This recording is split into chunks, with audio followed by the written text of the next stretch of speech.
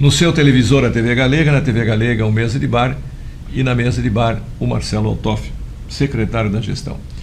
Marcelo, você, no governo do Napoleão, qual foi o teu trabalho? Eu tive várias posições ali. Eu entrei, na verdade, pela minha experiência de todo aquele tempo de cartório, eu fui convidado para trabalhar como diretor de regularização fundiária, pelo conhecimento que eu tinha ali acumulado. Fizeram um trabalho bom, né? Eu entrei como diretor de regularização, naquela época o secretário era o Mengarda, e depois eu fui convidado por ele para ser diretor-geral da secretaria, né? Cuidando assim dos interesses, ajudando o secretário a tocar a secretaria. Quando o Mengarda saiu em abril de 2016 para ser candidato a vereador, eu assumi a secretaria, né, até julho. Depois o prefeito Napoleão, na época, me convidou para que eu assumisse a secretaria de comunicação do governo, né, onde eu fiquei bastante tempo, até praticamente a renúncia do Napoleão. E aí quando... Aí aproveitou o teu conhecimento da época da produtora. Já tinha um pouco de afinidade também com o meu outro lado, que é o da área da comunicação. E quando o prefeito Mário entrou, né, eu me lembro assim que a gente estava preparando lá a festa da renúncia e de posse dele, que foi no Teatro Carlos Gomes, e aí uma semana antes da renúncia o prefeito Mário me chamou do gabinete dele, ele já era vice, e disse assim: olha, eu queria te conhecer melhor, né? Então eu não vou te manter na Secretaria de Comunicação, mas eu vou pedir para você ficar como diretor-geral da Secretaria de Planejamento. Disse, olha, obrigado, prefeito Mário, eu aceito e tal, né? Acho que é importante nós nos conhecermos mais e tal. E aí lá eu durei uma semana, porque daí ele já me chamou lá no gabinete, porque ele já tinha tomado posse, e disse assim: olha, eu tenho um desafio para ti, que é você assumir a presidência do CETERB, que na época era a autarquia. Né? E aí eu fiquei lá 8 meses, né? E só não fiquei mais tempo, porque daí fui convidado pelo Tribunal de Justiça para assumir o tabelionato, né? Em novembro de 2018. E fiquei lá aí até março de 2022, né? Foram 3 anos e pouco. O CETERB é meio bucha também, né? Ou não? O quê? O CETERB. Não, existia assim uma lenda urbana de que era uma secretaria difícil, autarquia na época, né? De que era muito difícil e complicado gerir os guardas de trânsito e tudo mais, e ali tem trânsito, transporte, né? Eu te confesso que eu não tive nenhum tipo de problema, nem com os guardas, nem com qualquer outro segmento, muito ao contrário, a gente construiu uma bela parceria, né? Fizemos ali um bom trabalho no tempo em que foi possível. Mas você né? já pegou a fase do Lata Velha ali, quando vieram aquelas... onde caindo os pedaços, pegasse aquilo ali? Na verdade, isso aí aconteceu na virada da reeleição do prefeito Napoleão. Né? Eu não estava ali ainda, eu estava em outra secretaria, estava na comunicação. Que ali foi bucha, né? Foi uma decisão até corajosa, por assim dizer, né? Mas ela era necessária, né? Porque de fato, como o consórcio SIGA vinha se portando, né? Aquilo era uma fórmula perfeita para tudo que dava errado, né? E de fato precisava ser dado um soco na mesa para arrumar. Sim. Só que óbvio, né, com toda a dificuldade de uma hora para outra, numa cidade de, à época já de mais de 300 mil habitantes, trocar toda a frota de ônibus, né? Então foi desafiador, mas essa não acompanhei da porta do CETERB para dentro, não. Eu vejo sim essa questão do ônibus nosso aqui, que também as duas empresas que tinha aqui, que eram daqui... 3, na verdade. 3, né? Mas eles tinham que fazer estação de embarque com ar-condicionado, eles tinham que tomar conta dos terminais. Mas né? Isso aí é uma verdade que se justifica, mas vamos lá, né? Eles quando formaram o consórcio SIGA, naquela licitação que o prefeito João Paulo abriu, né? Eles fizeram um consórcio que não era consórcio. Né? Na verdade, cada empresa continuou existindo como se fosse a parte, ele só era um consórcio formal. Né? E toda a vantagem de um consórcio, que é poder comprar pneu, combustível, manutenção em globo para fazer com que o preço ficasse melhor, cada um tocava a sua vida, e isso de fato foi o que acabou sendo a própria derrocada, né?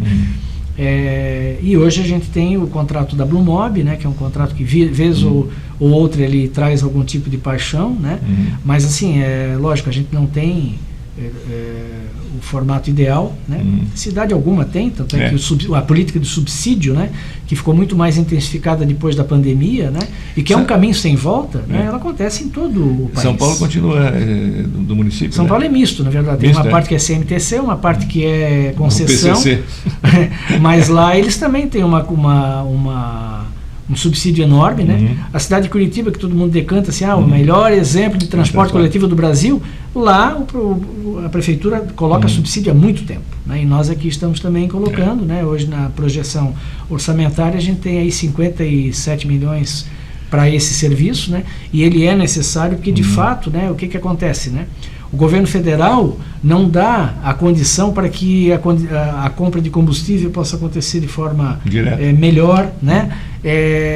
Voltou a questão dos encargos sociais cheios para a indústria de ônibus, que isso aí é uma barbaridade, né? Porque é transporte coletivo, é para transportar pessoas, né? Mas, enfim, são problemas estruturantes que a gente não tem muito domínio, mas o município paga a conta, obviamente, né? Mas é uma constante política de conseguir melhoras e tal. O prefeito Egídio tem colocado isso muito na mesa, né? Junto ao comitê gestor principalmente, e a atual Secretaria de Trânsito e Transportes, né?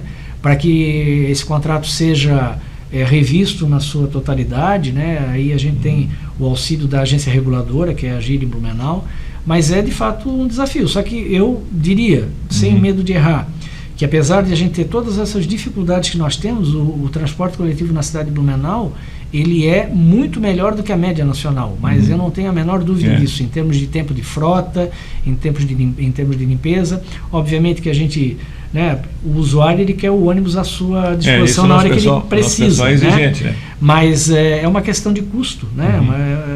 Não adianta um ônibus andar uma linha com 10, 12 passageiros, né? Porque ele vai onerar aquele ônibus que anda em toda a rede, né? É uma equação difícil, mas... Uma vez veio uma...